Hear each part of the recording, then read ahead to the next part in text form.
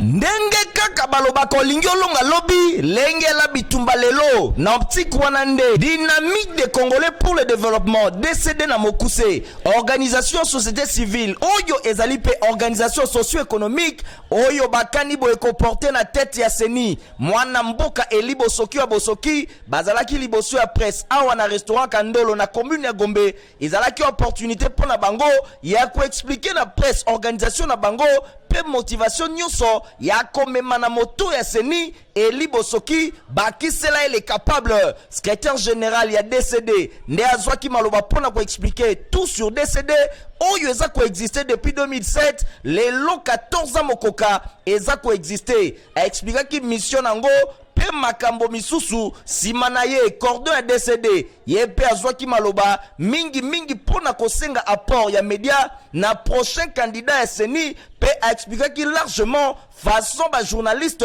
ba ko travailler longo na président Eli Bosoki wa Bosoki. Oui,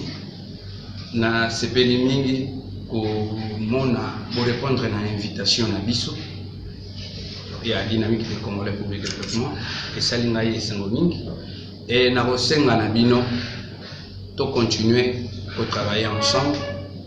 pour que lobby na biso est la meilleure coupe autozoluka tous ensemble na bino. Merci mingi pour la présence na bino et salinga bien. Merci. Et sengeli koyeba ke bakala mingi te kondongwane kozala makasi na tête ya seni kasi DCD aza déjà collé la mine en tant que société civile pour Eli Bosoki Bosoki akumbela yende ya seni kitoko ingeta.